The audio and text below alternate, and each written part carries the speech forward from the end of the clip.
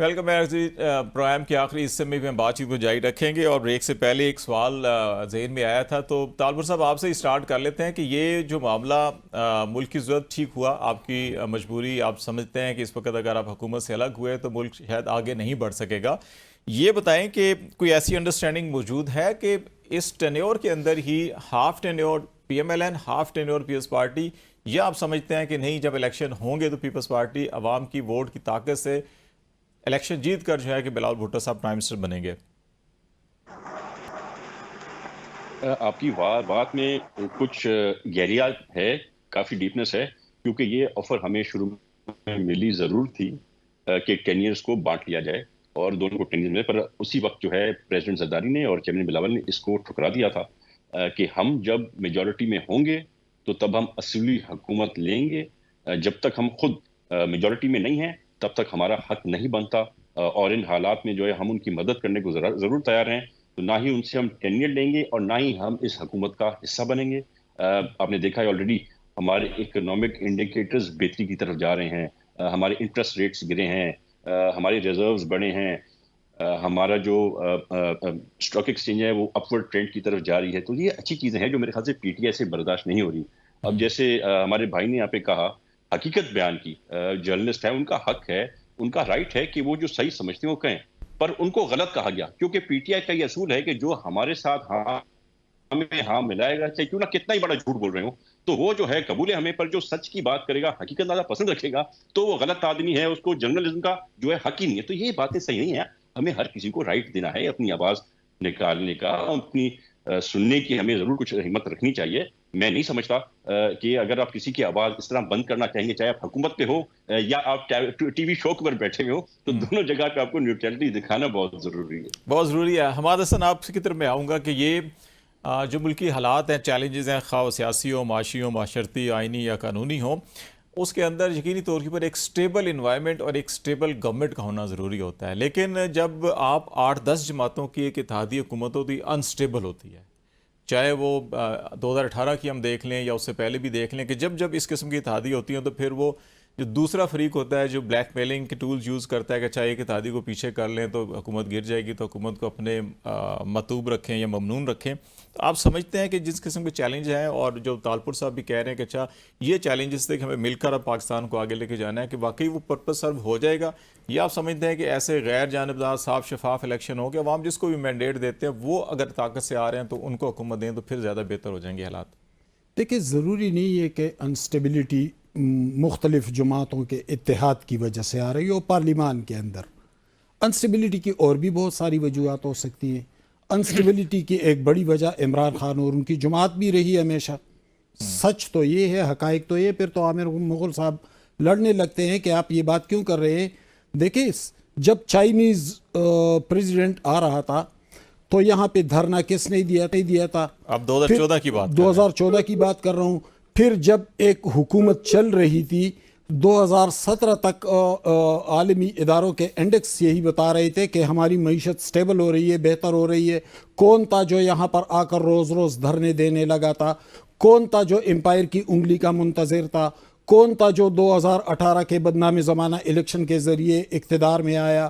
کون تھا جس نے جمہوریت کی بنیادیں ہلا دی اور کہا کہ میں فلاں کے مونچے کاٹ دوں گا، فلاں کو جیل میں ڈالوں گا، فلاں کو یہ کروں گا؟ جو ایف آئی اے کے ڈی جی کو بھی بلا رہا تھا، جو فیض حمید کو بھی بلا رہا تھا، ایک مخالف کے بارے میں بتا رہا تھا اس پر یہ کیس بنانا ہے، اس پر یہ کیس بنانا ہے، اس کو جیل میں ڈالنا ہے، اس کو یہ سزا دینی. یہ کون تھا؟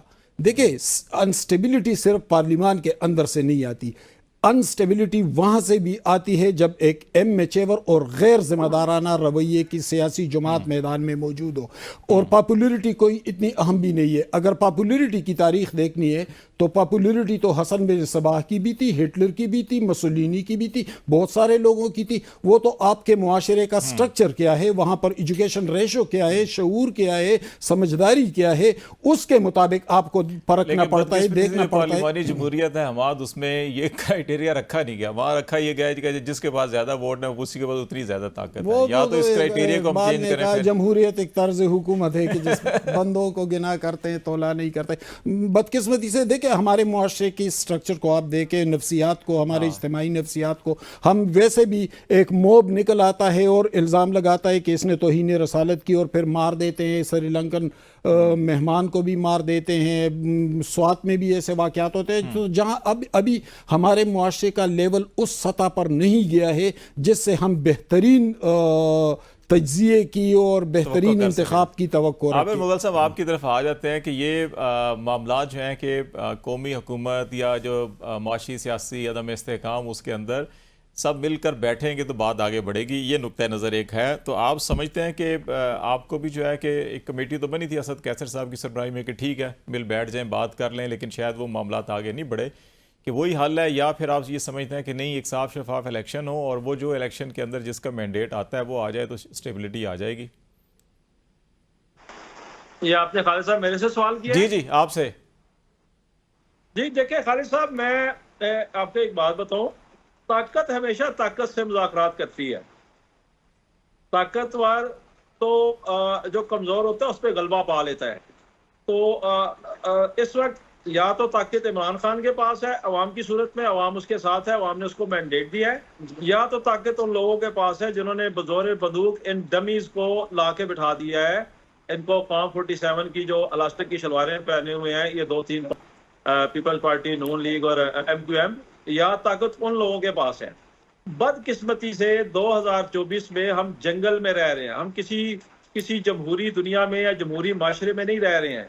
ہم اس پرانے دور میں رہ رہے ہیں کہ جب ادھر سے ایک مغل بادشاہ کا بیٹا ناراض ہوتا تھا اپنے باپ سے اور برے صغیر پہ حملہ کرتا تھا اور آ کے 10-20-30 ریاستوں پہ قبضہ کر کے جو وہ کہتا تھا وہ قانون ہوتا تھا، جو وہ آرڈر کرتا تھا وہ آئین بن جاتا تھا، جس کو چاہتا تھا وہ قاضی لگا دیتا تھا، جو کہتا تھا وہ فیصلہ کر دیتا تھا، اس کے کہنے پہ سر قلم ہوتے تھے، اس کے کہنے پہ سروں کے مینار بن جاتے تھے. آج پاکستان میں وہی قانون نافذ ہے جو ایک مغل بادشاہ کے بیٹے ظہیر الدین بابر نے ہندوستان پہ جب وہ آیا تو اس نے جب وہاں پہ اس پہ فتوحات حاصل کی تو جو قانون اس وقت تھا آج پاکستان میں وہ قانون نافذ ہے. نہ یہاں پہ آئین ہے، نہ جمہوریت ہے، نہ قانون ہے. عدالتوں پہ قبضہ کیا جا چکا ہے، مینڈیٹ دن دہاڑے لوٹا جا چکا ہے. ان کی اوقات کیا ہے؟ یہ جو 2 پارٹیاں یا 3 پارٹیاں، سو کالڈ پارٹیاں، ان کو تو عوام لتر بھی نہیں مارنا پسند کرتے. یہ بندوق کا سایہ ہٹنے دیں ان کے اوپر سے، یہ گھروں سے نکلنے کے قابل نہیں ہے. لوگ ان کو سلام کرنا گوارا نہیں کرتے، لوگوں نے ان کو ووٹ نہیں دیا. تو ہمارے مذاکرات جو ہیں وہ طاقت کے ہمیشہ طاقت کے ساتھ ہوتے ہیں. ہمیں کوئی شوق نہیں ہے اسٹیبلشمنٹ کے ساتھ مذاکرات کرنے کا یا فوج کے ساتھ مذاکرات کرنے کا. بدقسمتی سے قبضہ ہے اسٹیبلشمنٹ کا اس وقت پاکستان پہ. ہم اب ان اسٹیبلشمنٹ کی ڈمیز سے مذاکرات تو نہیں کر سکتے نا. ہم نے مذاکرات اس کے ساتھ کرنے ہیں جس نے 22 اگست کی صبح 7 بجے اعظم سواتی کے لیے اڈیالہ جیل کے دروازے کھلوا کے مذاکرات کروائے. چلے اللہ کرے چیز شروع ہو جائے کسی لیول کے اوپر ہی کوئی پاکستان کو آگے بڑھنے کا موقع ملے. بہت شکریہ عامر مغل صاحب آپ کا، حماد حسن صاحب آپ کا بھی، اور تالپور صاحب، تیمور تالپور صاحب پیپلز پارٹی کے سینئر رہنما تھے ہمارے ساتھ. بہت شکریہ آپ تینوں مہمانوں کا. آج تک کے لیے اتنا ہی. خالد جمیل کو اجازت دیجیے. اللہ حافظ.